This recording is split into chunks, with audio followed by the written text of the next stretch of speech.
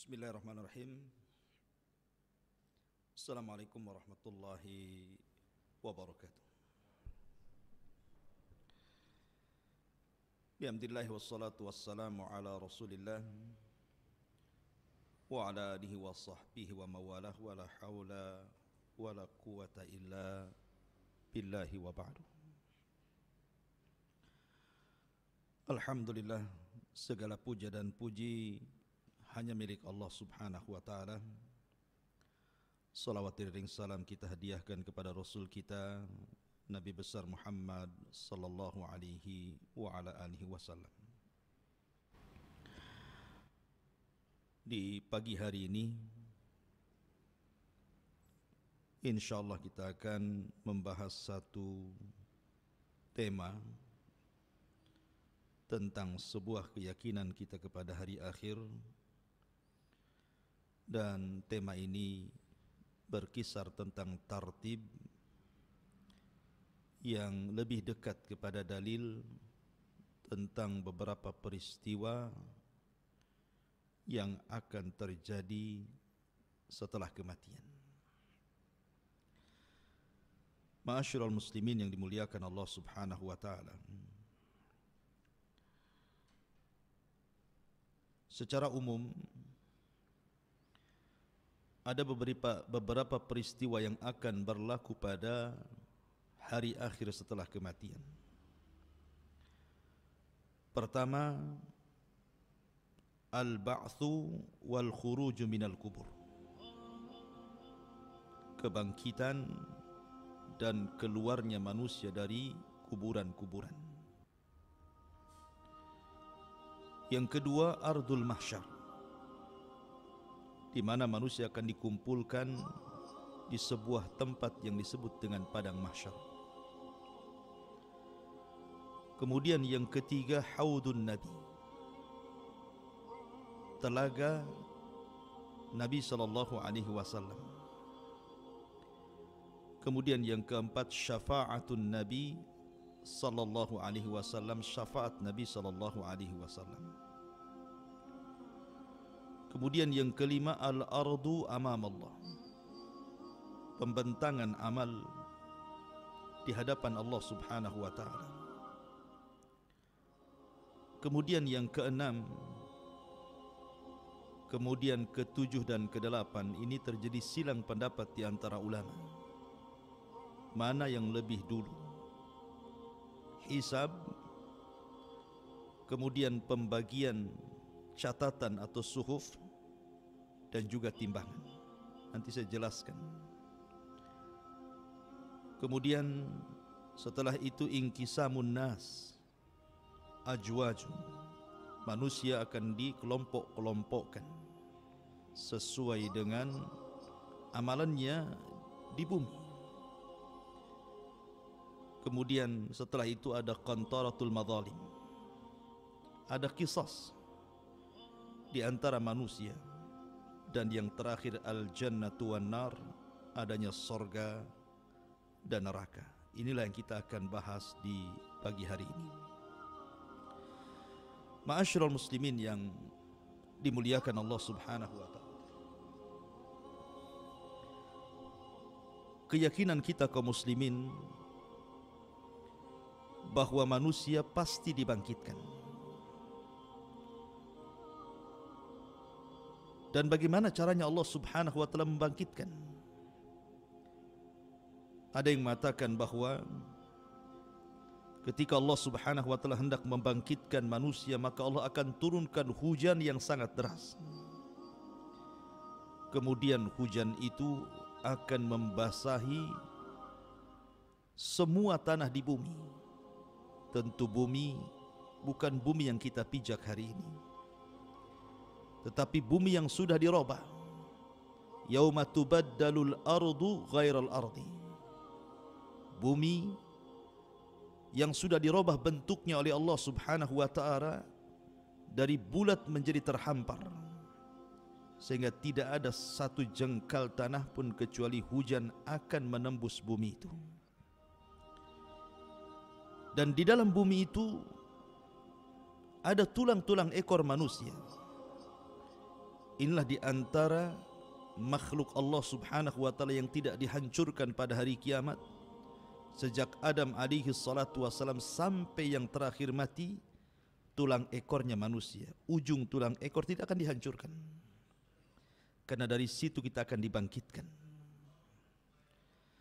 Ketika kemudian air hujan yang Allah hujani mengenai tulang-tulang ekor itu, kemudian Allah Subhanahu wa taala menyuruh seorang pemanggil untuk menyeru agar manusia dibangkitkan kembali. Maka tiba-tiba kemudian Allah Subhanahu wa taala ciptakan kembali tulang belulangnya, daging-dagingnya, darah-darahnya, kemudian menyatu dengan setiap tulang ekor manusia itu. Maka manusia akan keluar dari kuburannya tanpa ruh. Bayangkan manusia sejak Adam alaihi salatu wasalam sampai yang terakhir mati, Allah keluarkan dari isi bumi, diletakkan di permukaannya. Sebagaimana Allah Subhanahu wa taala berfirman, wa alqat ma fiha wa takhallat, dan kami kosongkan perut bumi dari jasad-jasad manusia dan dilempar ke permukaan bumi. Dan Allah juga mengatakan wa akhrajatil ardu athqalaha, dan kami keluarkan beban-beban bumi ke permukaannya. Kemudian setelah itu Allah Subhanahu wa taala perintahkan Israfil untuk meniupkan sangkakala yang kedua. Ketika Israfil meniupkan sangkakala yang kedua, maka tiba-tiba ruh yang Allah Subhanahu wa taala letakkan di hari ketika Allah menghancurkan alam semesta, bagi ruhnya orang-orang yang beriman Allah letakkan fil illiyin, bagi ruhnya orang-orang kafir, orang-orang fasik, munafik Allah letakkan di sijin. Maka Allah berfirman, wa idzan nufusu zuwijat, ketika ruh dilesatkan dari illiyin dan dari sijin saat tiupan sangkakala kedua Israfil, maka ruh itu akan menembus jasad-jasadnya tanpa tertukar satu jasad pun dengan ruhnya. Sejak Adam sampai yang terakhir mati, tiba-tiba manusia terbangun. Dari sini manusia terbagi menjadi dua kelompok. Kelompok yang pertama, orang-orang kafir. Mereka mengatakan sebagaimana disebutkan dalam surah Yasin, ya wailana man ba'athana mim marqadina, duhai celaka aku, siapa yang membangkitkan aku dari tidurku. Tapi orang-orang yang beriman mereka tenang, mereka tidak gugup. Mereka mengatakan, hadza ma wa'ada ar-rahman wa sadaqal mursalun, inilah janji Allah Subhanahu wa taala kepada kita dan benarlah ucapan para rasul. Maka manusia semua dibangkitkan dari kubur-kubur mereka. Inilah yang pertama, al-ba'tsu wal khuruj minal kubur, hari kebangkitan dan keluarnya manusia dari kuburan. Kemudian yang kedua, ardul mahsyar, ketika manusia sudah dibangkitkan dari kubur-kubur mereka. Kondisi mereka Allah Subhanahu wa taala sebutkan ada dua kondisi. Pertama, sebagaimana Allah sebutkan dalam surah Al-Qari'ah, Al-Qari'atu mal qari'ah wa ma adraka mal qari'ah yauma yakunun nasu kal farashil mabthuth. Allah gambarkan seperti farash yang dibangkitkan. Seperti farash itu artinya laron yang berterbangan ke sana kemari. Dan ayat yang lain menunjukkan kal jaradil muntashir, seperti belalang yang bertebaran. Artinya bahwa manusia ada yang bingung, tidak tahu tujuannya. Yauma yafirrul mar'u min akhi wa ummihi wa abi wa sahibatihi wa bani likulli imri'in minhum yauma idzin sya'nun yughni. Ada orang yang lari dari temannya, lari dari orang tua ayah ibunya, lari dari pasangan dan anak-anaknya, karena pada hari itu orang sibuk memikirkan diri sendiri. Tetapi ketika manusia kemudian dalam posisi tidak tentu arah, bagi orang-orang kafir tentunya. Berbeda bagi orang-orang yang beriman. Mereka terarah. Karena Allah Subhanahu wa taala berfirman, "Walladzina amanu wattaba'athum dzurriyyatuhum biimanin alhaqna bihim dzurriyyatuhum." Orang-orang yang beriman dan keimanannya ditularkan kepada keluarga besarnya, maka Allah Subhanahu wa taala akan kumpulkan mereka di padang mahsyar bersama keluarganya. Mereka tidak akan lari dari keluarganya. Itulah orang-orang yang beriman. Ma'asyiral muslimin yang dimuliakan Allah Subhanahu wa taala. Kemudian datanglah penyeru dari arah yang sudah ditentukan, agar manusia yang lari ke sana kemari berkumpul di satu titik. Itulah yang disebut dengan ardul mahsyar yang kedua, bumi di mana manusia akan dikumpulkan di situ. Maka dari mana-mana manusia, dari ujung barat, timur, selatan, dan dari mana-mana yang lari ke sana kemari, akhirnya berkumpul di satu titik yang disebut dengan bumi mahsyar. Ma'asyiral muslimin yang dimuliakan Allah Azza wa Jalla. Disinilah manusia akan mengalami kesulitan hidup. Bagaimana tidak matahari didekatkan 1 mil di atas kepala. Tidak ada makanan, tidak ada minuman. Keringat bercucuran. Ada yang tenggelam seluruh badannya dengan keringatnya. Ada yang tenggelam dengan keringatnya satu dada, satu pusar, satu lutut, sesuai dengan amalannya di dunia. Akan tetapi yang tersengat matahari itu hanya orang-orang kafir. Orang-orang yang beriman tidak akan tersengat matahari, karena ada naungan yang menaungi mereka. Sebagaimana Allah Subhanahu wa ta'ala terangkan bahwa orang-orang yang beriman itu fi dhilalin wa uyun. Mereka akan ada payung yang akan menahan sinar matahari langsung ke atas kepala mereka. Mereka dinaungi. Itulah orang-orang yang beriman. Mereka tidak akan kepanasan. Tidak seperti kepanasan orang-orang kafir, sehingga cucuran keringatnya sampai menenggelamkan mereka, sehingga kalau seandainya kapal dijalankan di atas keringatnya, maka kapal itu bisa berlalu. Ma'asyiral muslimin yang dimuliakan Allah Subhanahu wa taala. Saat manusia kehausan, karena mereka dibangkitkan dari kubur-kubur mereka. Ibaratnya kita tertidur lama, kemudian kita dibangunkan, tentu yang pertama kali kita akan cari air, karena kita haus. Coba saja Anda tidur 3 hari 4 hari kemudian terbangun, pasti yang ditanya air. Maka peristiwa yang ketiga adalah haudun Nabi sallallahu alaihi wasallam, telaga Nabi. Dan setiap nabi diberikan telaga. Dan Nabi sallallahu alaihi wasallam diberikan telaga. Panjangnya perjalanan 1 bulan, lebarnya perjalanan 1 bulan. Gelas ciduknya sejumlah bintang yang ada di langit. Air telaga Rasul warnanya putih, lebih putih dibandingkan susu. Rasanya lebih manis dibandingkan madu. Orang yang minum dari telaga itu, kata Nabi SAW, man syariba minhu falam yadma abada. Orang yang minum dari telaga itu tidak mungkin haus selamanya. Ma'asyiral muslimin yang dimuliakan Allah Azza wa Jalla. Maka mulailah setiap umat mencari nabinya. Dan Nabi SAW sudah menunggu di telaganya. Maka satu persatu umat Rasul dan umat-umat yang lain meminum dari telaga yang sudah Allah Subhanahu wa taala anugerahkan kepada setiap nabi termasuk Rasul sallallahu alaihi wasallam. Dan yang pertama meminum telaga Rasul adalah ahlul Yaman dari kalangan Ansar, sahabat Nabi sallallahu alaihi wasallam. Kemudian disusul dengan Muhajirin, kemudian disusul dengan orang-orang mulia setelahnya. Tetapi tiba-tiba ada umat Rasul yang hendak mendekati telaga itu, tiba-tiba diusir, dihalau para malaikat. Sehingga kemudian Nabi SAW, karena dia seorang Nabi yang memiliki kasihan dengan umatnya, berteriak-teriak dan mengatakan, ummati ummati ya Rabb, itu umatku, biarkan mereka minum. Tapi Allah Subhanahu wa ta'ala katakan, ya Muhammad, innaka la tadri ma ahdatsu ba'dak, innahum ghayyaru wa baddalu. Wahai Muhammad, engkau tidak tahu apa yang terjadi dengan umatmu sepeninggalmu. Mereka sudah keluar dari sunnahmu, mereka sudah keluar dari petunjukmu, biarkan mereka tidak minum dari telagamu. Maka orang-orang yang tidak minum mereka akan mengalami kehausan yang luar biasa, tetapi mereka tidak bisa diwafatkan, mereka akan tersiksa seperti itu.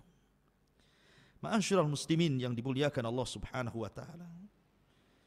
Setelah kemudian umat-umat meminum dari air telaga setiap para nabinya, ada yang minum dan ada yang dihalau, maka disinilah kemudian manusia akan masuk pada proses yang keempat yang disebut dengan syafa'atun nabi. Syafaat nabi. Manusia di padang mahsyar bukan sebentar. Allah Subhanahu wa taala sendiri yang mengatakan khamsina alfasanah, 50.000 tahun mereka berdiri, tidak duduk, tidak berbaring. Yauma yaqumun nas li rabbil alamin, mereka berdiri menghadap Rabbul alamin. Mereka kelelahan, keletihan, mereka kebingungan apa yang harus mereka lakukan. Maka Allah Subhanahu wa taala mengilhamkan kepada penduduk yang ada di padang mahsyar untuk datang kepada Adam alaihi salatu wassalam. Berangkatlah manusia ini yang segitu banyaknya menuju bapak mereka, bapak kita semua, Adam alaihi salatu wassalam. Maka mereka mengatakan, ya Adam anta abul bashar, wahai Adam, bukankah engkau bapak bagi kami? Ishfa' lana ila rabbik, ala tara ila ma nahnu fi, mintalah syafaat kepada Rabbmu, tidakkah kau iba melihat kondisi kami? Tapi Adam alaihi salatu wassalam i'tidar, memberikan uzur dan mengatakan, nafsi nafsi idhabu ila nuh, aku tidak sanggup, pergi kalian, cobalah kalian temui nabi, rasul dan ulul azmi yang pertama, Nuh alaihi salatu wassalam. Berangkatlah mereka ke Nuh. Rupanya jawaban Nuh sama dengan jawaban Adam, tidak sanggup memberikan syafaat. Nuh alaihi salatu wassalam justru mengatakan, nafsi nafsi idhabu ila Ibrahim, pergilah kalian, aku tidak bisa memberikan syafaat kepada kalian. Berangkatlah kepada Ibrahim, Nabi Allah Ibrahim, ulul azmi yang kedua dari kalangan para nabi dan rasul. Berangkatlah mereka kepada Ibrahim alaihi salatu wassalam. Tapi Ibrahim pun punya alasan, tidak bisa memberikan syafaat karena dia pernah berdusta 3 kali dusta, sehingga Ibrahim tidak meminta uzur, kemudian mengarahkan manusia, datanglah kalian kepada ulul azmi yang ketiga. Siapa? Musa alaihi salatu wassalam. Musa pun memberikan uzur, tidak bisa memberikan syafaat karena dia pernah membunuh orang, dan Musa mengarahkan kepada ulul azmi yang keempat, Isa alaihi salatu wassalam. Tapi Isa pun tidak sanggup berikan syafaat, tapi tidak menyebutkan uzurnya. Tapi Isa mengarahkan kepada ulul azmi yang terakhir, Rasul kita Sayyidun awwalina wal akhirin, Sayyidul anbiya wal mursalin, Nabi besar Muhammad sallallahu alaihi wasallam. Berangkatlah semua manusia kepada Nabi sallallahu alaihi wasallam. Kemudian mereka mengatakan, ya Muhammad, anta khatamul anbiya wal mursalin, bukankah engkau penutup para nabi dan rasul? Ishfa' lana ila rabbik, mintalah syafaat kepada Rabbmu. Ala tara ila ma nahnu fi, tidakkah kau iba melihat kondisi kami? Matahari didekatkan, keringat bercucuran, tidak ada makanan dan minuman. Mintalah keputusan kepada Rabbmu, minta syafaat kepada dia. Maka Nabi SAW mengatakan, analah, kan ku coba. Maka Nabi SAW diarahkan oleh Allah untuk sujud di bawah arasy-Nya dengan sujud yang panjang dan lama. Sampai akhirnya Allah mendatangi Rasul SAW dan mengatakan, irfa ra'saka ya Muhammad, sal tu'ta, qul tusma, ishfa tushaffa. Wahai Muhammad, angkat kepalamu, bicara kau didengar, minta kau diberi, minta syafaatlah kau diberikan syafaat. Maka Nabi SAW akhirnya memberikan syafaatul uzmah bagi semua manusia, semua umat, baik umat Rasul atau umat sebelumnya. Dan itulah syafaat khusus yang Allah berikan kepada Rasul sallallahu alaihi wasallam dan tidak diberikan kepada para nabi dan rasul sebelumnya. Baru setelah pemberian syafaat, tentu syafaat itu ada 2 syarat.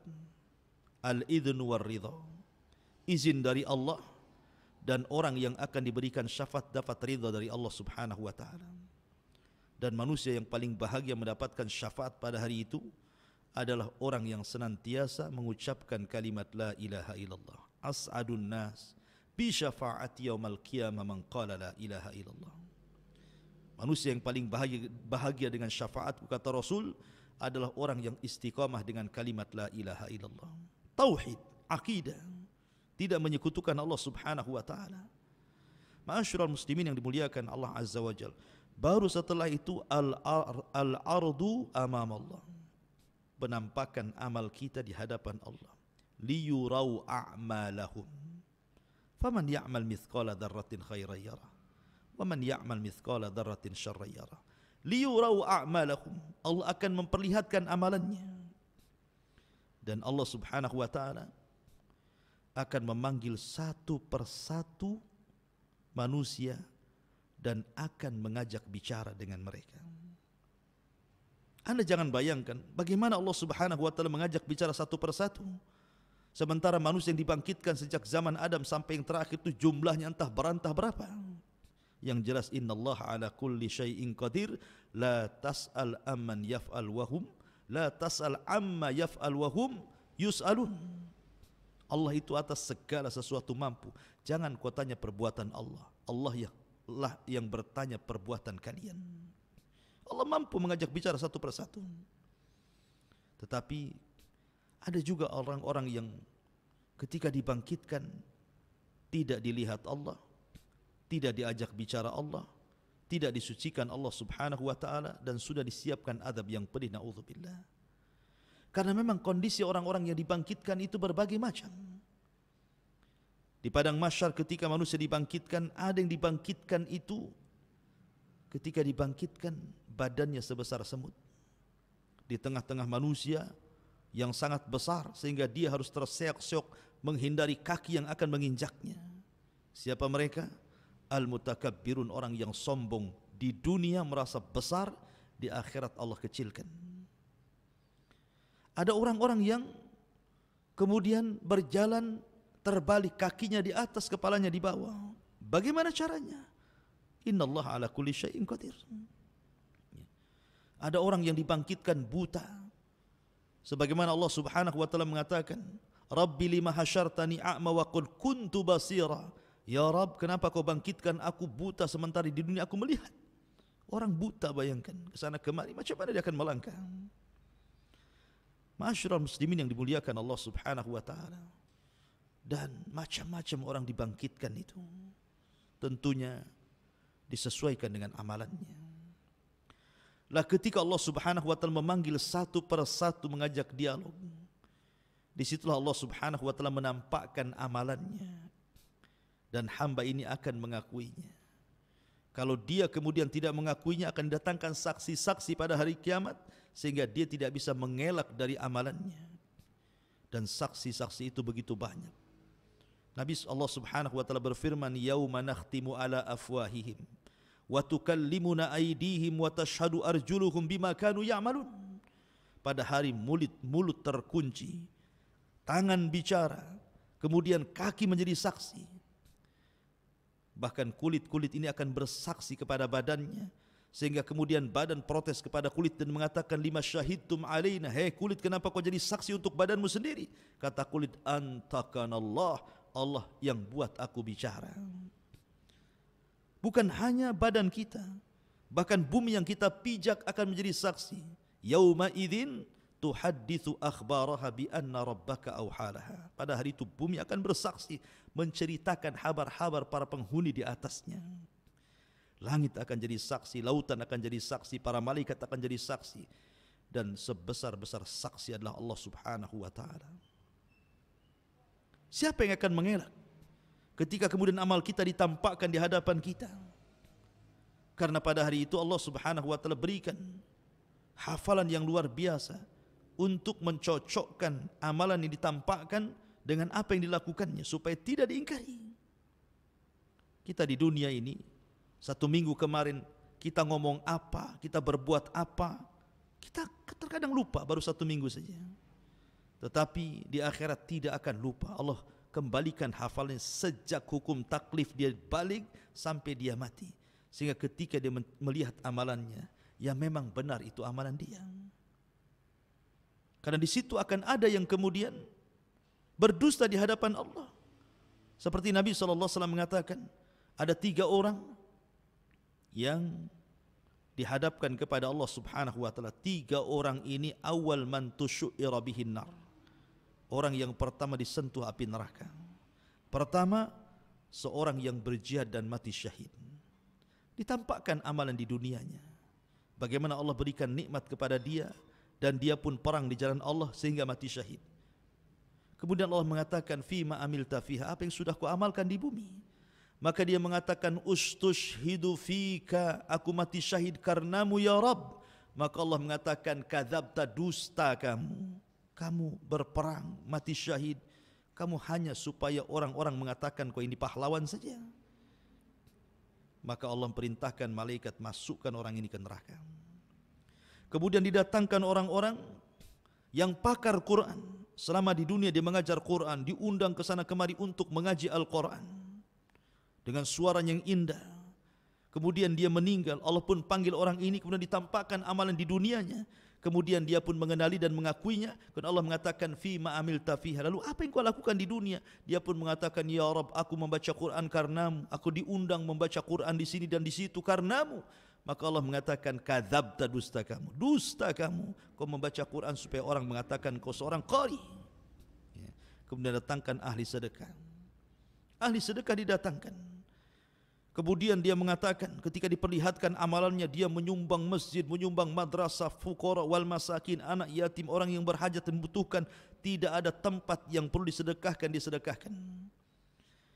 Dan dia mengenali dan mengakuinya. Kemudian dia mengatakan, Allah berfirman, fima amilta fiha, apa yang kau amalkan? Dia mengatakan, tasaddaqtu fika, aku bersedekah karenamu ya Rabb. Allah mengatakan, kadzabta, dusta kamu. Kau bersedekah supaya orang-orang menganggap kau ini dermawan.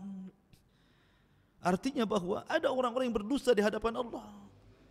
Tapi bagaimana Allah kemudian disamakan dengan makhluk? Anda bisa berdusta di hadapan makhluk di bumi, tapi tidak mungkin Anda berdusta di hadapan Allah Subhanahu wa taala.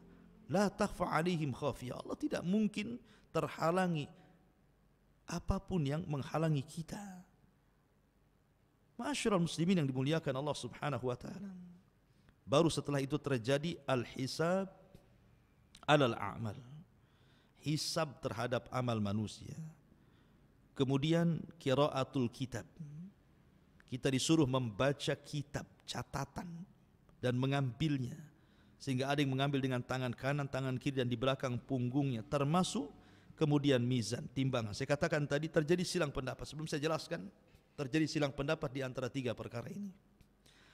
Al-Imam Ibnu Taimiyah rahimahullahu ta'ala mengatakan bahwa 3 perkara ini, mana yang lebih dahulu, hisab ataukah timbangan, ataukah pembagian suhuf catatan? Syekhul Islam Ibnu Taimiyah rahimahullah ta'ala mengatakan bahwa yang pertama timbangan dulu, kemudian yang kedua pembagian suhuf catatan, kemudian yang ketiga baru terjadi hisab. Kemudian pendapat yang kedua, sebagaimana nukilkan dari Imam Ibnu Qudamah rahimahullahu ta'ala, bahwa yang pertama adalah hisab dulu, yang kedua baru timbangan, yang ketiga baru pengambilan suhuf catatan. Kemudian pendapat yang ketiga ini Imam Safarini mengatakan bahwa yang pertama pembagian suhuf dulu, baru kemudian hisab, baru kemudian timbangan. Wallahu a'lam. Saya cenderung kepada pendapat yang keempat. Dan ini pendapat Al-Imam Al-Baihaqi yang dikuatkan oleh Al-Hafidh Al-Hakami rahimahumullahul jami'. Mengatakan bahwa yang pertama hisab. Setelah hisab baru kemudian suhuf, pengambilan suhuf. Kemudian yang terakhir baru mizan, timbangan. Hisab, setelah dihisab, kemudian Allah Subhanahu wa taala akan menaburkan suhufnya, disuruh mengambil. Ada yang mengambil dengan tangan kanannya, dengan tangan kirinya, bahkan dengan tangan kiri di balik punggungnya. Baru setelah itu adanya mizan. Dan ini berdasarkan sebuah hadis Nabi SAW, di mana hadis ini disebutkan oleh sahabat Abdullah ibn Umar radhiyallahu an. Dia mendengar, aku mendengar Nabi SAW bersabda, ketika Allah Subhanahu wa taala mendekatkan seorang hamba pada hari kiamat, kemudian dia mengakui dosa-dosanya, sehingga idza ra'a annahu qad halak, ketika dia melihat bahwa dia akan hancur, maka Allah Subhanahu wa taala mengatakan, inni satartuha 'alaika fid dunya wa ana aghfiru halaka al-yauma. Ketika engkau di dunia, aku tutup aibmu, maka pada hari ini aku ampuni dosamu. Jadi ada seorang hamba kemudian dihadapkan ke hadapan Allah Subhanahu wa taala. Kemudian Allah bertanya soal nikmat yang Allah anugerahkan selama di dunia. Bukankah aku sudah memberi ini dan itu? Iya, betul. Bukankah aku sudah memberi ini dan itu? Iya, betul. Kenapa kau begini dan begitu?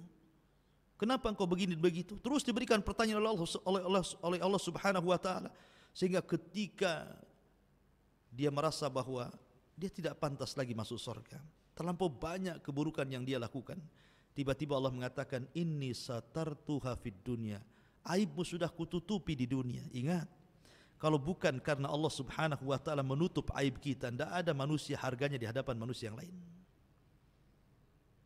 Manusia dihormati itu karena Allah tutupi aibnya. Kalau aib kita dibongkar oleh Allah, satu dunia manusia pasti menghinakan manusia. Maka beruntunglah, bersyukurlah Allah tutup aib kita sehingga banyak orang yang muliakan kita. Dan nikmat dari Allah Subhanahu wa taala. Siapapun dia. Makanya Imam Ahmad ibn Hanbal rahimahullahu taala ketika dia ke pasar, tiba-tiba datang murid-muridnya dari mana-mana hendak menolong Imam Ahmad dan mengatakan, jangan, biar barang ini aku yang bawa. Kalian menghormatiku itu karena Allah menutup aibku. Seandainya Allah buka aibku, kalian letakkan pasir di atas kepalaku. Ma'asyiral muslimin yang dimuliakan Allah Subhanahu wa taala. Kembali bahwa Al-Hafidh Al-Hakami dan juga Al-Imam Baihaqi berdasarkan zahir hadis ini, ketika Allah Subhanahu wa taala katakan, aku tutupi aibmu di dunia, sekarang ku ampuni dosamu. Kemudian Rasulullah SAW melanjutkan, thumma yu'ta atau thumma yu'ta kitabu hasanatihi biyamini. Kemudian diberikan padanya catatan kitabnya dengan tangan kanannya. Adapun orang kafir dengan tangan kirinya. Dari sini Allah Subhanahu wa taala katakan, wa man adlam mimman iftara 'ala Allahi kadhiba ulaika yu'raduna 'ala rabbihim wa yaqulul ashhad haula'i alladhina kadzabu 'ala rabbihim ala la'natullah 'ala zalimin. Dan siapakah yang lebih zalim dari orang-orang yang mengada-adakan sebuah kebohongan terhadap Allah? Mereka itu akan dihadapkan kepada Allah dan para saksi akan berkata, orang-orang inilah yang telah berbohong terhadap Tuhan mereka. Ingatlah laknat Allah ditimpakan kepada orang-orang zalim. Dari zahir hadis ini, maka sangat cocok dengan pendapat Al-Imam Al-Baihaqi yang dikuatkan Al-Hafidh Al-Hakami, bahwa proses antara hisab, mizan dan suhub itu diawali dengan hisab dulu, baru pembagian catatan, baru kemudian terjadi mizan. Bicara tentang hisab, ma'asyiral muslimin yang dimuliakan Allah Azza wa Jalla, ada orang-orang yang Allah Subhanahu wa taala berikan anugerah mereka tidak dihisab. Seperti ketika Nabi SAW bicara tentang 70.000 orang yang masuk surga tanpa hisab dan azab. Kemudian Nabi SAW menceritakan siapa mereka. Kata Nabi SAW, alladzina la yastarkun wa la yaqtawun wa la yatatayyarun wa ala rabbihim yatawakkalun. Orang yang tidak minta ruqyah, orang yang tidak minta diobati dengan besi panas, orang yang senantiasa tidak tatayur, menganggap sial dan untung itu kepada selain Allah, dan orang yang menambatkan hati bertawakal kepada Allah. Mereka lah sifat-sifat ini kalau terkumpul pada seorang hamba, maka orang ini akan masuk surga tanpa hisab dan azab. Dalam sebuah hadis yang lain, Nabi SAW bersabda, idza kana yaumul qiyamah amarallahu munadiyan yunadi, apabila datang hari kiamat, maka Allah panggil penyeru untuk menyeru. Apa seruannya? Seruannya, man kana lahu 'ala Allah ajrun, barang siapa yang punya pahala di sisi Allah, berdirilah kalian. Kemudian berdiri orang-orang yang ketika di dunia suka memaafkan, mudah memaafkan. Faman 'afa wa aslaha fa ajruhu 'ala Allah. Karena Allah mengatakan barang siapa yang suka memaafkan, suka mengislah, maka pahalanya akan diberikan kepada Allah. Maka orang yang suka memaafkan dan suka islah, maka mereka akan masuk surga tanpa hisab dan adab. Kemudian orang yang kedua, Nabi SAW menjelaskan, kemudian penyeru akan mengatakan, siapa yang punya pahala di sisi Allah Subhanahu wa taala, falyakum, berdirilah. Maka kemudian berdirilah orang yang kedua. Kemudian dikatakan kepadanya bahwa dia sudah melakukan ini dan itu. Dalam riwayat, mereka adalah orang-orang yang mati syahid. Maka orang-orang yang mati syahid, mereka punya pahala di sisi Allah Subhanahu wa taala. Maka dikatakan kepada orang-orang yang mati syahid, masuklah kalian ke dalam surga tanpa hisab dan adab. Kemudian juga penyeru menyerukan lagi, siapa yang punya pahala di sisi Allah Subhanahu wa taala, falyakum, berdirilah. Kemudian berdirilah orang-orang yang memiliki sifat ini, sifat itu, dan begitu seterusnya. Akhirnya kemudian orang-orang ini dimasukkan tanpa hisab dan tanpa adab, direct masuk surga. Sebagian para ulama ketika menyebutkan amalan-amalan yang mendatangkan seseorang sehingga ketika dia masuk surga tanpa dihisab dan diadab, di antara amalannya adalah amalan-amalan pertama, orang-orang yang istiqomah. Yang kedua, orang-orang yang punya akhlak yang indah. Yang ketiga, orang-orang yang senantiasa menjaga kewajiban-kewajiban Allah. Kemudian yang keempat, orang yang ittiba'us sunan, senantiasa mengikuti sunnah Nabi. Kemudian yang kelima, al-qiyam bi a'malil ukhra, dia berusaha untuk beramal dalam rangka untuk orang lain. Kebaikannya diberikan kepada orang lain. Karena orang yang paling manfaatlah anfa'uhum linnas, orang yang manfaat bagi orang lain. Dan begitu seterusnya, termasuk orang yang menjalankan perintah, menjauhi larangan, kemudian sungguh-sungguh dalam beramal saleh, kemudian menjauhi larangan-larangan Allah Subhanahu wa taala. Maka amalan-amalan ini, kata para ulama, salah satu penyebab orang akan dibebaskan dari hisab dan adab. Jadi yang pertama ada hisab, maksudnya ada orang-orang yang tidak dihisab. Yang kedua, orang-orang kafir, mereka dihisab, tetapi bukan dihisab amalannya. Karena orang kafir tidak punya amalan, apa yang mau dihisab? Allah Subhanahu wa taala mengatakan, a'maluhum karomadin istaddat bihir rih, amal mereka bagaikan debu yang dihempas angin sehingga habis. Lalu apa yang dihisab? Amalan kebaikan yang enggak ada. Ulama mengatakan mereka tetap dihisab, tetapi bukan dihisab amalnya. Karena orang-orang kafir, orang musyrik tidak punya amalan. La in asyrakta la yahbatanna amaluka wa la takunanna minal khasirin. Kalau engkau melakukan kesyirikan, habis, lebur semua amalanmu dan engkau termasuk orang-orang yang merugi. Maksud hisab bagi orang kafir hanyalah hisab takrir, hisab pengakuan kekufuran mereka. Bukankah kau sudah berzina ya? Bukankah kau sudah minum khamar ya? Bukankah kau sudah begini, begini, begini? Semua maksiat disebutkan dan dia mengiyahkan semuanya. Itulah hisabnya bagi orang-orang kafir, hisab takrir, formalitas, karena mereka tidak akan masuk surga. Ya. Kemudian bagi orang yang beriman, hisabnya dua. Ada hisaban yasira, memang mudah. Ada hisaban asira, hisab yang sulit. Apa bedanya hisab mudah dan hisab sulit? Kalau hisab itu mudah, ini disebut dengan hisabul ardi, di mana seseorang mukmin ketika dihadapkan kepada Allah, dia tidak dituntut menjawab pertanyaan. Dia hanya disuruh mendengarkan. Ketika Allah Subhanahu wa taala menyebutkan pahala dan dosanya di bumi, dia mendengarkan semuanya. Ya. Dia mengakui, tapi dia tidak dituntut untuk menjawab. Maka ini hisaban yasira, hisabnya mudah. Tapi yang kedua dituntut menjawab. Bukankah aku sudah begini dan begitu? Kemudian dia menjawab. Bukankah aku sudah begini dan begitu? Kemudian dia menjawab. Kalau terjadi dialog ketika hisab, Maka Rasul mengatakan man nukisha fil hisab udzib. Siapa yang terjadi perdebatan antara Allah dan hambanya ketika dihisab, pasti akan diazab orang ini. Itulah isaban asira, isab yang sulit sekali. Ya.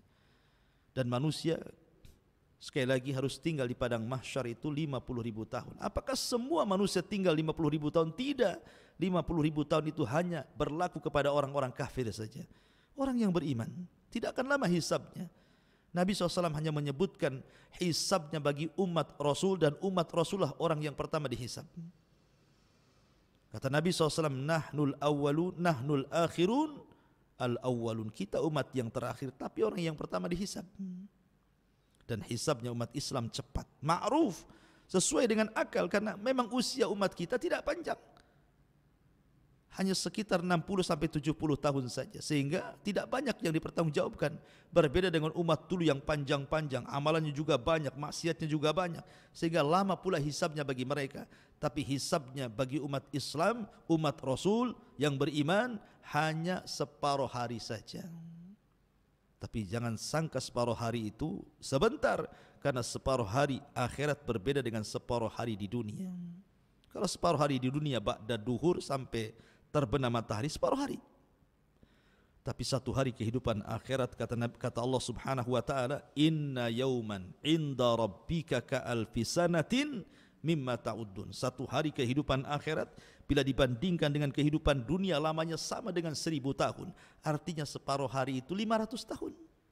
Makanya ada hadis yang mengatakan orang-orang fakir yang beriman akan masuk dulu ke sorga, sementara orang kaya akan masuk sorga belakangan setelah setengah hari dari orang-orang fakir yang beriman. Karena ya, orang kaya banyak hisabnya. Min aina iktasabahu wa fima anfaq. Dari mana kau dapati harta itu, kemana kau belanjakan. Ma'asyiral muslimin yang dimuliakan Allah Subhanahu wa taala. Baru setelah proses hisab, baru tatayyurus suhuf, di mana suhuf diterbangkan. Faman utiya kitabahu biyamini fasawfa yuhasabu hisaban yasira. Ketika dia mendapatkan catatan dengan tangan kanannya, maka dia akan diperiksa dengan periksa yang mudah oleh Allah Azza wa Jalla. Hisab yang mudah. Tapi fa'amman utiya wara'a dhahri, dalam ayat yang lain utiya bishimali, barang siapa yang mengambil catatannya dengan tangan kiri atau di belakang punggungnya, celakalah dua kelompok ini. Adapun orang-orang yang telah mendapatkan catatannya dan Allah Subhanahu wa taala sudah ampuni dosa-dosanya, dengan bangganya dia mengambil catatan itu dengan tangan kanannya, kemudian dia tegak di hadapan manusia, kemudian dia mengatakan, ha umuqra'u kitabiyah, ha umuqra'u kitabiyah. Lihatlah catatanku ma'asyiral muslimin yang dimuliakan Allah Azza wa Jalla. Dengan bangganya dia mengatakan, ha umuqra'u kitabiyah.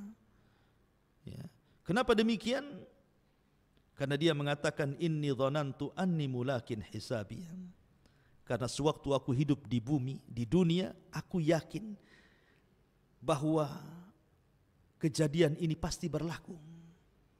Makanya aku bersungguh-sungguh untuk kejadian hari ini dengan beramal saleh, dengan salat, puasa, zakat, haji, sedekah, baca Quran, zikir. Aku sungguh-sungguh karena aku tahu akan terjadi hal ini. Maka bangga dia mengambil kitabnya, kemudian dia mengatakan, ha umuqra'u kitabnya, baca catatanku. Senang dia. Tetapi orang-orang yang mengambil catatan dengan tangan kirinya, fa amma man utiya kitabahu bishimali. Adapun orang-orang yang mengambil catatan dengan tangan kirinya, apa yang terjadi? Maka Allah Subhanahu wa taala katakan, fasaufa yad'u thubura, maka dia akan mencela dirinya. Bagaimana bentuk celaannya? Lihat surah Al-Haqqah. Allah Subhanahu wa taala mengatakan, ya laitani lam uta kitabiyah walam adri ma hisabiyah, ya laitaha kanatil qadiyah ma aghna anni maliyah halaka anni sultaniyah khuduhu fagullu thumma al-jahima sallu thumma fi silsilatin dzar'uha sab'una dira'an fasluku. Dia katakan ketika mengambil catatannya dengan tangan kirinya, dia mengatakan apa? Duhai kiranya aku tidak mengambil catatan itu. Duhai kiranya aku tidak tahu hisab yang akan menimpaku. Duhai kiranya aku mati dan tidak dibangkitkan kembali. Apalah gunanya harta yang ditumpukan tidak ada manfaatnya hari ini. Apalah gunanya jabatan kepemimpinan tidak ada faedahnya hari ini. Maka Allah Subhanahu wa taala katakan, khuduhu, tangkap dia, faghullu, rantai dia, tsummal jahima, selalu masukkan ia ke dalam jahim. Ma'asyiral muslimin yang dimuliakan Allah Azza wa Jalla. Dan orang yang mengambil catatan dari punggungnya, dan mereka adalah orang-orang munafik, ghayatul kufri, sekufur-kufurnya orang kufur itu munafik. Maka Allah Subhanahu wa taala sediakan satu neraka bagi mereka, innal munafiqin fi darkil asfali minan nar. Orang-orang munafik akan diletakkan di intip neraka yang paling dasar. Ma'asyiral muslimin yang dimuliakan Allah Subhanahu wa taala. Baru setelah kemudian mereka mengambil catatan-catatannya, maka Allah Subhanahu wa taala akan datangkan mizan, timbangan. Apa yang ditimbang? Orangnya. Yang kedua, amalannya. Yang ketiga, catatannya. Faman thaqulat mawazinu fahuwa fi isyatir radiyah. Wa amma man khaffat mawazinu fa ummuhu hawiyah wa ma adraka ma hiya narun hamiyah. Siapa yang berat timbangan kebaikannya, maka dia diberikan kehidupan indah di surga. Siapa yang ringan amalan kebaikannya, maka dia akan dimasukkan ke neraka hawiyah. Wa ma adraka ma hiya. Apa neraka hawiyah itu? Narun hamiyah, neraka yang menyala-nyala. Ma'asyiral muslimin yang dimuliakan Allah Azza wa Jalla. Kemudian setelah itu terjadilah inqisamun nas. Manusia akan digolongkan bersama golongannya. Allah Subhanahu wa taala berfirman, "Ukhsyurul ladzina zalamu wa ajwajuhum wa ma kanu ya'budun min dunillahi fahduhum ila siratil jahim." Diperintahkan kepada para malaikat, kumpulkanlah manusia-manusia yang zalim itu beserta teman-teman sejawat mereka dan apa yang dahulu telah mereka sembah selain daripada Allah, lalu tunjukkanlah kepada mereka kemana jalan neraka. Jadi Allah Subhanahu wa taala setelah melakukan proses hisab, kemudian pembagian catatan, kemudian terjadi timbangan, kemudian sudah diketahui mana yang mengambil catatan dengan tangan kanan ataukah tangan kirinya, mana timbangan yang berat kebaikannya ataukah keburukannya, maka manusia akan digolongkan bersama sesembahan mereka. Bagi yang nyembah batu dikumpulkan dengan batunya, bagi nyembah pohon dikumpulkan dengan pohonnya, bagi nyembah iblis dikumpulkan dengan iblisnya, dan begitu seterusnya. Kemudian Allah mengatakan, fahduhum ila siratil jahim. Kasih tahu alamat ke neraka. Kasih tahu orang-orang ini ke alamat ke neraka. Maka Allah katakan, wasiqal ladzina kafaru ila jahannama zumara. Maka Allah akan kiring orang-orang kafir untuk dimasukkan ke neraka jahannam. Na'udzubillah. Ketika orang-orang kafir sudah masuk neraka, ya, ma'asyiral muslimin yang dimuliakan Allah Azza wa Jalla, yang sebelumnya tentu terjadi qisas dulu. Sebelum mereka dimasukkan ke dalam neraka, di sini akan terjadi qisas. Qisas antara orang yang beriman dengan orang kafir. Boleh jadi ada orang beriman menipu orang kafir, atau sebaliknya orang kafir menipu orang yang beriman. Qisas bagi orang kafir yang menipu orang beriman untuk memberatkan siksa dia di akhirat. Qisas bagi orang yang beriman yang mendolimi orang kafir mengurangi pahalanya, sehingga boleh jadi dia tidak selamat atau selamat kalau masih sisa pahalanya. Dan itu terjadi sebelum mereka menyeberang titian siratal mustaqim. Ma'asyiral muslimin yang dimuliakan Allah Azza wa Jalla. Sampai Abdullah bin Abbas radhiyallahu anhuma mengatakan, bagaimana bentuk kisasnya? Kalau seandainya dia membunuh manusia, maka yang dibunuh akan datang kepada Allah, tangan kirinya membawa kepalanya, tangan kanannya menyeret orang yang membunuhnya, kemudian dia akan mengatakan, ya Rabb sal hadza lima qatalani. Ya Rabb, tanya orang ini kenapa dia sampai membunuhku. bayi-bayi yang dibuang, bayi-bayi haram dari hasil perzinahan yang dibuang di tong-tong sampah, disolokan, di kardus sehingga tidak tertolong kemudian mati, maka Allah mengatakan wal mau'udatu su'ilat bi ayyi dzambin qutilat. Bayi itu tidak berkepala, kepalanya dipegang tangan kirinya, tangan kanannya menyeret orang tuanya dan mengatakan ya Rabb sal hadza lima qatalani. Ya Rabb, tanya ibuku kenapa dia membunuhku, kenapa dia sampai tega membunuhku. Wal mau'udatu su'ilat bi ayyi dzambin qutilat. Bayi-bayi itu akan bicara, atas dosa apakah aku bunuh, katanya. Ya, terjadi kisah di sini. Ya. Baru setelah itu manusia digolongkan menjadi 3 kelompok: mukmin, kafir, munafik. Yang kafir direct masuk neraka, tidak sempat meniti titian siratal mustaqim. Sehingga manusia cuma 2 kelompok saja, mukmin dan munafik. Disitulah Allah Subhanahu wa ta'ala membagi-bagikan cahaya kepada setiap orang-orang yang beriman. Cahaya ini disesuaikan dengan amalannya. Ada yang besar, ada yang setengah besar, ada yang kecil, ada yang redup gitu ya. Dan ini modal kita untuk meniti titian siratal mustaqim. Maka ada yang melesat seperti kilat, ada yang melesat seperti kuda balap, ada yang melesat seperti orang menunggang unta, ada yang melesat seperti orang pelari, ada yang kemudian harus jatuh kemudian bangkit, ada yang terkena kalalib. Kalalib adalah rantai yang berduri yang menghantam ke sana kemari. Terkadang terhantam harus masuk ke jahanam, terkadang dia selamat tetapi sudah habis badannya, tetapi semua karena rahmat dari Allah Subhanahu wa ta'ala. Tetapi orang-orang munafik, ma'asyiral muslimin yang dimuliakan Allah Subhanahu wa ta'ala, Allah mengatakan yauma taral mu'minina wal mu'minat yas'a nuruhum baina aydihim wa bi aymanihim bushra lakumul yaum jannatin tajri min tahtihal anhar khalidina fiha dzalika huwal fawzul azim. Pada hari engkau akan melihat orang-orang yang beriman laki-laki dan perempuan, betapa cahaya mereka bersinar di depan, di samping kanan mereka. Pada hari ini ada berita gembira untukmu. Apa itu? Kalian berhak mendapatkan sorga-sorga yang mengalir di bawahnya sungai-sungai, mereka kekal di dalamnya. Demikian itulah kemenangan orang-orang yang agung. Orang yang beriman akan selamat meniti titian siratal mustaqim. Tapi lihat bagaimana orang munafik. Allah gambarkan, yauma yaqulul munafiquna wal munafiqat lilladzina amanu dzuruna naqtabis min nurikum qila rji'u wara'akum faltamisu nuran faduriba bainahum bisurin lahu bab batinuhu fihi rahmah wa zahiruhu min qibalihil azab. Pada hari orang-orang munafik laki-laki dan perempuan berkata kepada orang-orang yang beriman, tunggulah kami, kami ingin mengambil cahaya kalian.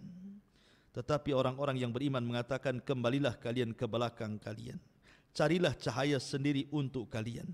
Lalu di antara mereka dipasangkan dinding pemisah yang berpintu, di sebelah dalamnya adalah rahmat dan di luarnya azab Allah Subhanahu wa ta'ala. Orang-orang munafik hendak menipu ketika berjalan di titian siratal mustaqim. Ya, mereka bisa menipu Allah dan orang yang beriman ketika di dunia, tapi di akhirat mereka tidak bisa menipu Allah dan orang-orang yang beriman. Ma'asyiral muslimin yang dimuliakan Allah Azza wa Jalla, baru setelah manusia meniti titian siratal mustaqim, sampailah mereka di qantarah. Rupanya di sini ada kisos lagi, tetapi kisos di antara orang-orang yang beriman. Inilah yang disabdakan Nabi SAW tentang hadis muflis. Tahukah kamu siapa yang bangkrut, kata Rasul? Sahabat mengatakan, orang yang gulung tikar usahanya, orang yang tidak punya dinar, tidak punya dirham, itulah bangkrut. Kata Rasul, bukan itu. Tetapi orang yang bangkrut, man ata yaumal qiyamah bi salatin wa sadaqatin wa siyamin wa hajjin wa ibadatin. Orang yang datang pada hari kiamat membawa pahala solat, pahala haji, pahala puasa, pahala sedekah dan banyak pahala ibadah.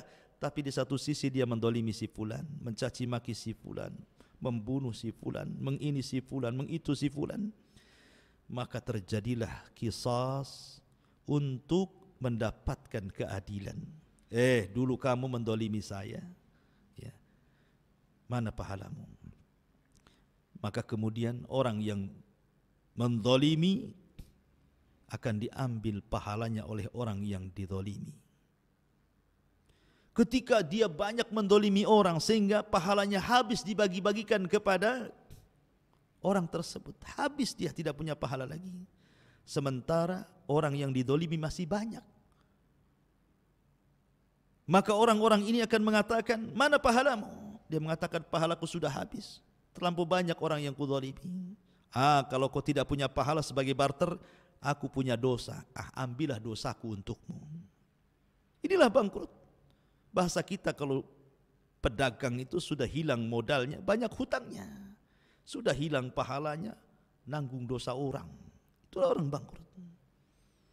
Maka ketika orang ini kemudian bangkrut, yang harusnya satu jengkal lagi dia masuk surga, tiba-tiba tidak bisa masuk surga. Makanya Nabi SAW mengatakan, ada seseorang antara dia dengan surga tinggal satu hasta, tinggal melangkah saja. Tapi Allah takdirkan dia beramal dengan amalan penduduk neraka, Allah catat pula menjadi penduduk neraka. Ya. Ma'asyiral muslimin yang dimuliakan Allah Azza wa Jalla. Kenapa terjadi qisas di depan surga, di depan pintu surga, kontara? Supaya ketika orang yang masuk ke dalam surga itu, wa naza'na ma fi sudurihim min ghillin ikhwana, kami cabut di dada-dada para penghuni surga itu kedengkian, karena sudah puas dengan keadilan. Di dunia, walaupun mengikuti syariat Islam, belum tentu ada rasa keadilan. Apalagi tidak mengikuti syariat Islam. Contoh, seseorang membunuh, kemudian keluarga korban minta dikisos dibunuh. Apakah keluarga korban puas? Tidak. Banyak yang tidak puas walaupun sama-sama dibunuh. Karena terkadang ya wajar saja dia yang membunuh preman, tapi yang dibunuh keluarga saya ini orang yang menopang kehidupan keluarga. Tanpa dia siapa yang memberi makan kami? Walaupun sudah sama-sama dibunuh kisos nih, keadilan belum ada. Ya. Itu yang ikut syariat Islam kan, secara hati itu kayaknya kurang puas. Tetapi di akhirat diulang lagi kisos itu. Ya. Di dunia sudah kisos, diulang lagi. Supaya apa? Supaya hati-hati kedengkian, kebencian, dendam itu hilang semuanya, sehingga masuk surga betul-betul menjadi satu hati.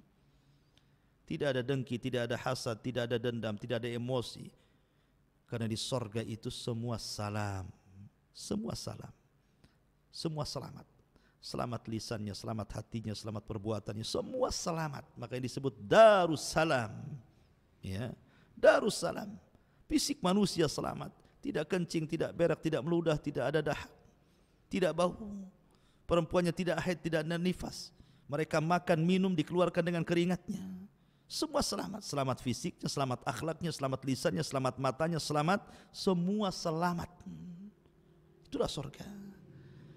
Dari sini menunjukkan bahwa inilah di antara tartib peristiwa-peristiwa yang akan berlaku setelah kematian. Mudah-mudahan menjadi ibrah bagi kita semuanya. InsyaAllah beberapa menit ke depan barangkali ada yang ingin bertanya ya, di antara kaum muslimin. Silahkan kalau ingin bertanya, maka kami berikan kesempatan. Wallahu a'lam.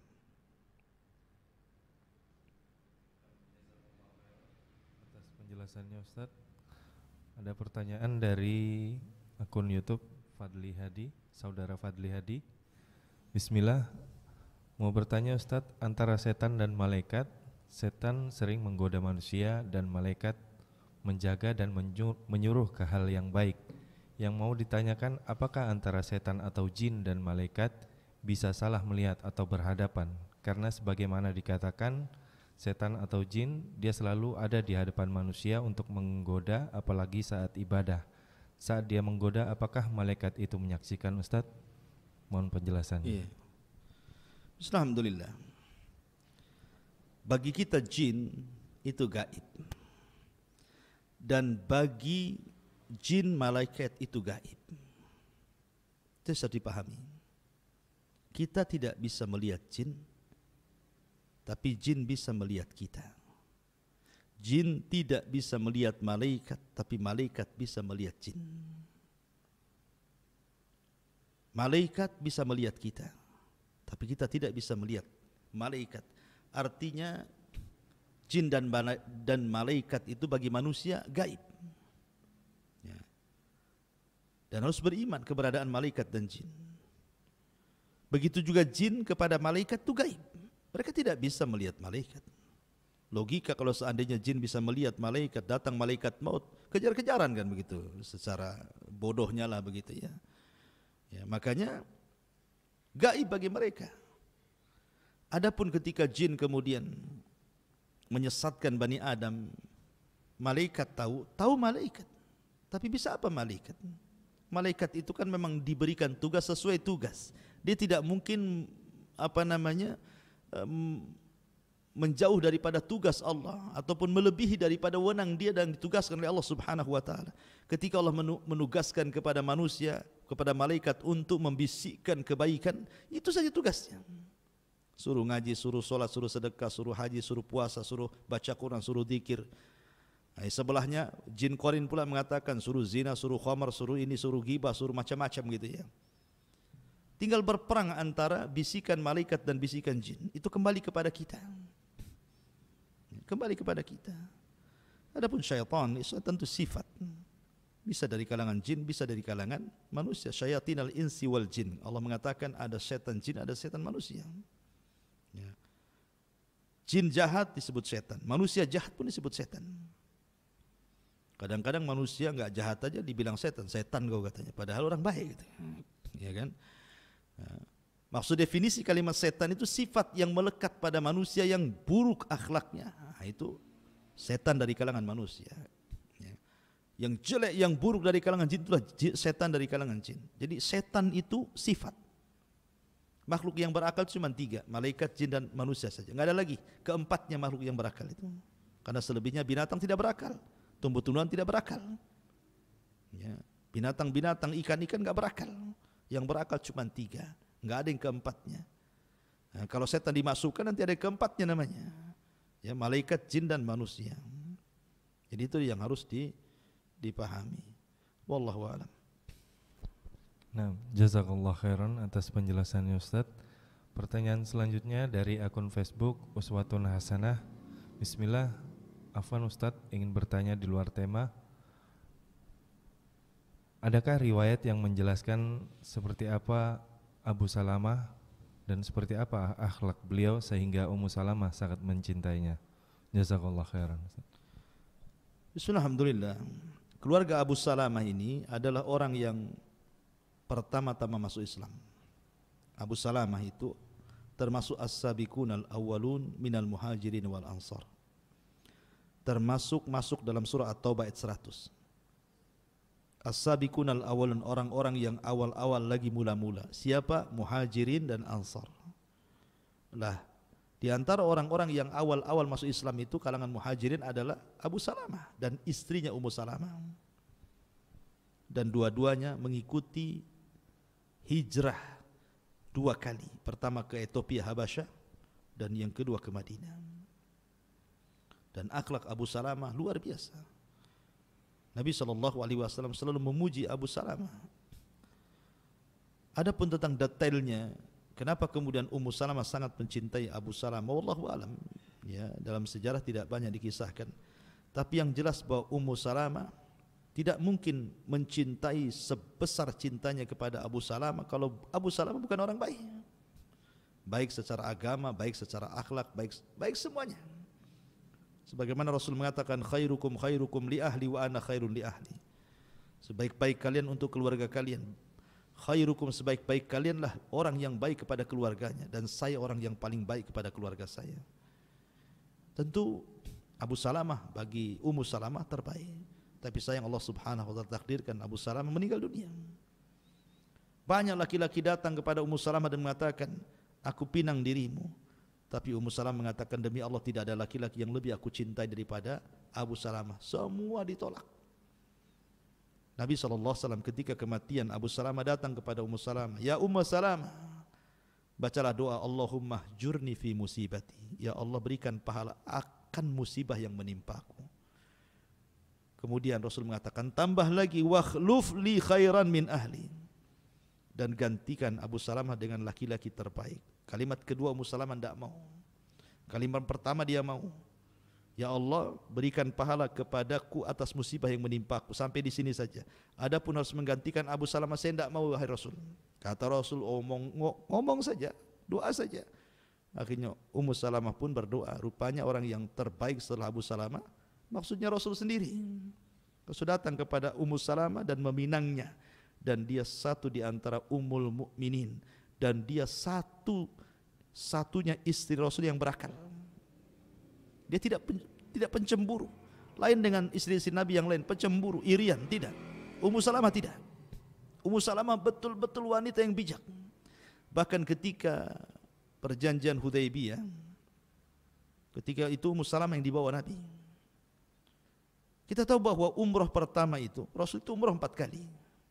Umrah Hudaybiyah, umrah Qadha, umrah Ji'rana, kemudian yang terakhir umrah ketika Hajjatul Wada. Umrah pertama Hudaybiyah enggak jadi. Kenapa? Dihadang orang-orang musyrik. Sehingga akhirnya mau perang, terjadilah perjanjian Hudaybiyah. Kemudian karena mereka sudah pakai kain ihram, tidak mungkin melepas. Karena tidak boleh melepas ihram kecuali selesai umrah. Kalau ingin membatalkan sehingga harus menyembelih sembelihan hadyunya dan mencukur rambutnya. Rasul merintahkan sahabat mencukur rambut, tidak ada yang mau. Mereka tetap ingin umrah. Ya, maka Nabi SAW marah, ceritalah kepada Ummu Salamah. Kata Ummu Salamah, ya Rasul, kau enggak usah larang mereka mencukur rambut. Lebih baik kau panggil tukang cukur, kau cukur rambutmu di hadapan sahabat. Nanti mereka akan ikut tuh. Akhirnya Rasul perintahkan tukang cukur mencukur dirinya, disaksikan para sahabatnya. Ketika Rasul mencukur rambut, hampir mau perang untuk mendapatkan rambutnya Nabi. Setelah itu semua sahabat dicukur gundul, disembelih hadyunya. Akhirnya mereka kembali dibolehkan untuk tidak menggunakan ihram lagi, pakaian biasa, dan pulang ke Madinah. Ya. Kemudian ketika istri-istri Nabi cemburu kepada Rasul, gara-gara Nabi kalau di rumah Aisyah selalu datang hadiah, sementara ketika Rasul di rumah istri yang lain tidak ada hadiah. Yang diutus siapa? Ummu Salamah. Ummu Salamah diutus. Tolonglah Ummu Salamah ngomong sama suami kita Nabi ini. Bilanglah sama sahabat, jangan pula kalau sahabat ngasih hadiah ketika dia di rumah Aisyah, di rumah kami pula tak ada hadiah katanya. Gitu ya. Tapi Ummu Salamah menanyakan, Rasul diam, tidak jawab. Tapi dia bagaimana Ummu Salamah itu kedudukan di antara istri-istri Nabi itu luar biasa. Ya tentunya seorang istri baik pun karena didikan seorang Abu Salamah yang meninggal. Ya suaminya terbaik ataupun detailnya wallahu alam, saya harus baca lagi biografinya wallahu alam. Nah, Masya Allah, jazakallah khairan atas penjelasannya Ustaz. Dan pertanyaan selanjutnya dari Abdullah. Bismillah, Ustaz, apakah benar hadis berikut yang menjelaskan bagi hamba yang beriman ketika hendak meninggalkan dunia dan menuju akhirat, turunlah malaikat dari langit dan wajahnya putih, membawa kafan dari surga dan hanut atau minyak wangi dari surga? Mohon penjelasannya Ustaz. Ya, Alhamdulillah betul. Allah Subhanahu wa taala berfirman, tawafathum rusuluna wa hum la yufarritun. Maka akan diutus kepada mereka rasul-rasul kematian, rusulul maut, rasul kematian. Ada yang mengatakan rusul ini kan jama', berarti bukan satu malaikat yang turun.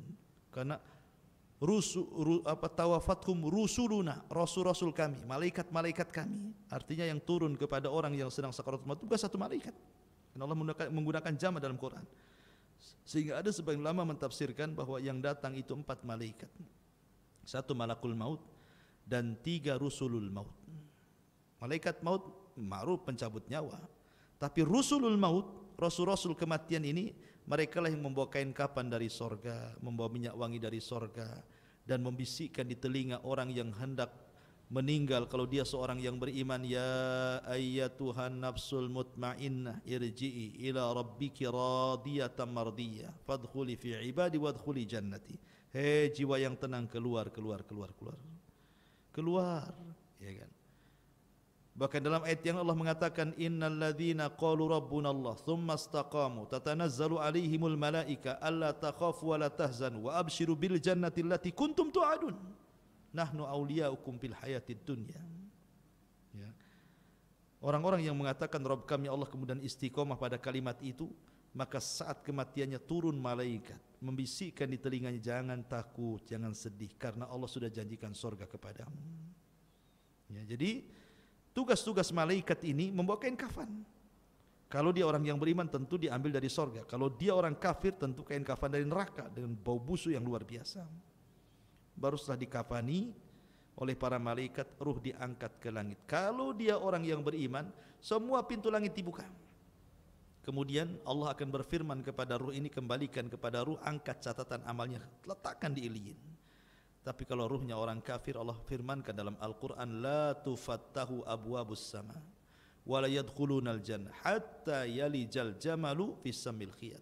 Tidak akan dibukakan pintu langit kepada ruhnya orang kafir itu. Bahkan mereka tidak akan masuk surga sampai ada cerita unta masuk ke liang jarum. Mustahil unta masuk ke liang jarum. Artinya bahwa hadis itu sahih, betul, dan kita harus imani, ya, dan ingat bahwa detik-detik sakaratul maut Allah mengatakan fakashafna anhul ghita'ak fabasarukal yawma hadid. Allah tampakkan, Allah singkap tabir kegaiban, sehingga terkadang kita diperlihatkan malakul maut, kita diperlihatkan catatan-catatan kita selama hidup, sehingga terkadang kita melihat banyak ekspresi orang yang meninggal itu. Ada yang senyum karena bahagia melihat catatannya. Ada yang ketika meninggal membaca la ilaha illallah, man kana akhiru kalami la ilaha illallah wal jannah. Ada yang sedang membaca Quran, ada yang sedang beribadah, ada yang sedang sholat, dia meninggal. Macam-macam orang meninggal itu, ya, karena memang saat detik kematian itu Allah singkap sedikit tabir gaibnya, diperlihatkan malakul maut dan catatannya walaupun sebentar. Ya, makanya kalau catatannya semua buruk, lihat ada orang yang berontak-berontak tidak mau mati, tapi tetap mati juga. Ada orang yang disiksa luar biasa saat kematiannya. La haula wala quwata illa billah. Intinya bahwa hadis itu sahih, ya. Wallahu a'lam. Jazakallah khairan atas penjelasannya Ustaz. Dan satu pertanyaan terakhir Ustaz, di luar tema. Assalamualaikum warahmatullahi wabarakatuh. Waalaikumsalam.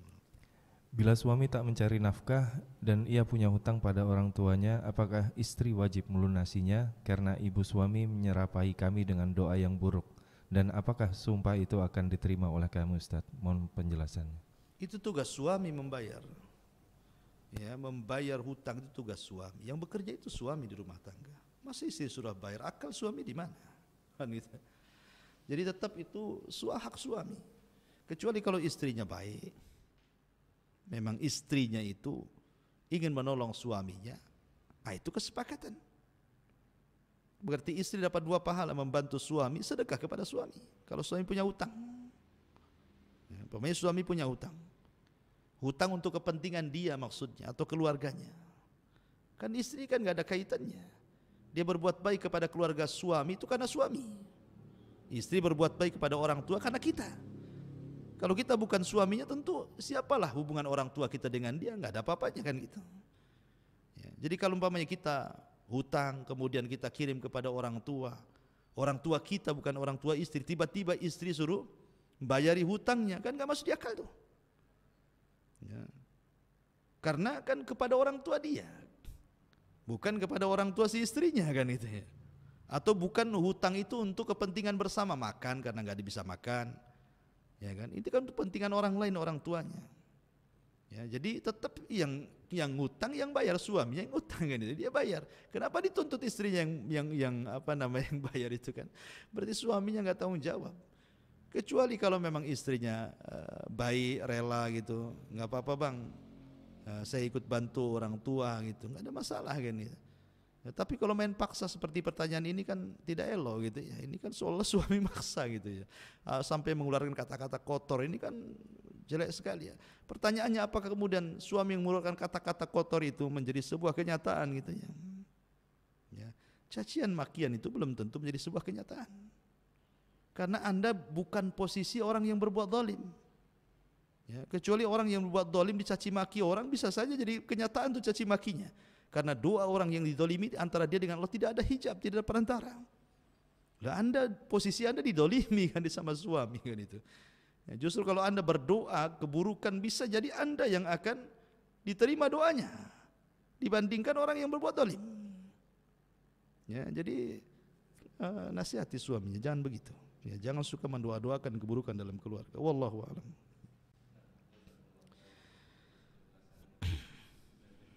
Kajian kita di kesempatan kali ini, semoga apa yang telah disampaikan tadi tentunya dapat bermanfaat dan menambahkan keimanan kita kepada Allah Subhanahu wa taala. Subhanallahumma wa bihamdika asyhadu an la ilaha illa anta astaghfiruka wa atubu ilaik. Assalamualaikum warahmatullahi wabarakatuh.